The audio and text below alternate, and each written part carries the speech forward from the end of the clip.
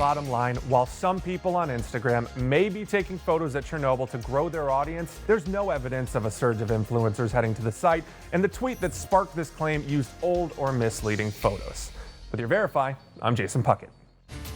You understand the frustrations that come with public transportation, but not everyone does. Some lawmakers in the DMV are ditching their cars to see what life is really like for the people they represent. Transportation reporter Pete Muntean is on that for us.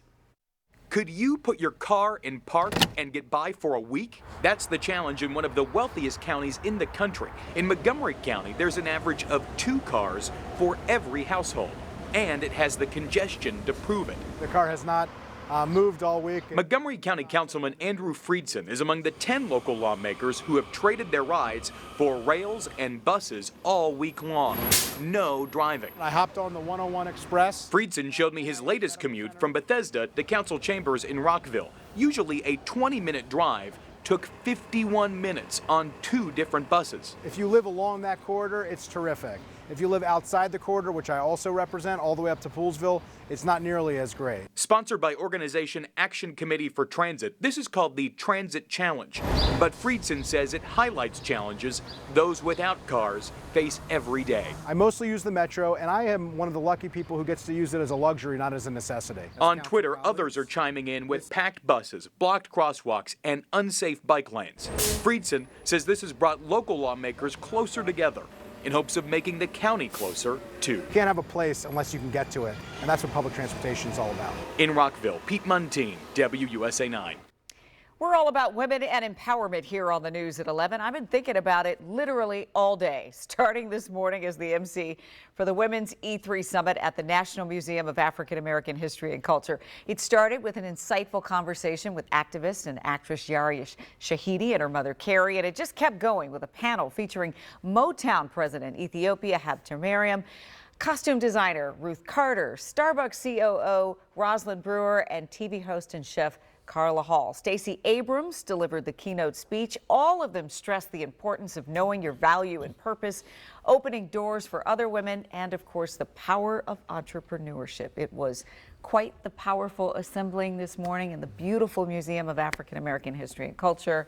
No better place to assemble hundreds of women to be inspired and go out and do something to make our community better. Thank you for emceeing that. It was fantastic. You've got some pretty cool pictures to show us. We have a good picture, now, yeah. huh? You know, we had some big storms and they're all gone now, so they were short-lived, but we thought we'd share this picture with you. This comes to us from a viewer named Scott McCreary. Now we think he might have been he might have been trespassing when he took this picture. We're not sure. Would that be it's our executive producer? Our senior executive producer? Yeah, it's our executive producer, yeah. That is a great shot. That's WUSA 9 here in Northwest. You didn't put his caption up, though. Well, it's something like, "This is not the wrath of Scott outside the building." Yeah, no, actually, it's a very calming picture after the storms. Red sky at night, sailor's delight. Okay, here we go. Tomorrow morning it will be nice. It will be windy and kind of chilly at the bus stop. We're looking at temps in the 50s in the burbs.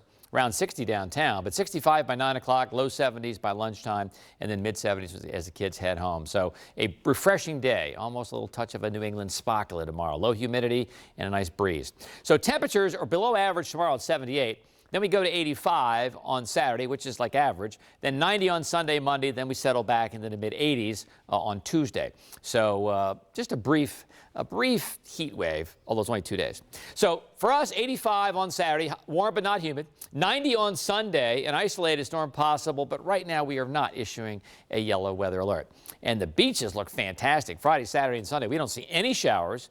A little cool, mid 70s tomorrow, upper 70s on Saturday, and then around 80 on Sunday. The water temperature is still pretty chilly, 68, 69 degrees. All right, so going to be kind of a chilly start tomorrow, windy, but a nice finish with temps in the 70s. And then warmer on Saturday, but again, not humid. Hot Sunday, just an isolated storm. And next week starts out hot with some storms on Monday.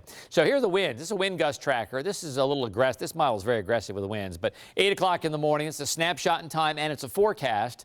So at 8 o'clock in the morning, computer says, okay, 26-mile-per-hour wind gust downtown, but a 36-mile-per-hour wind gust up in Hancock and Winchester.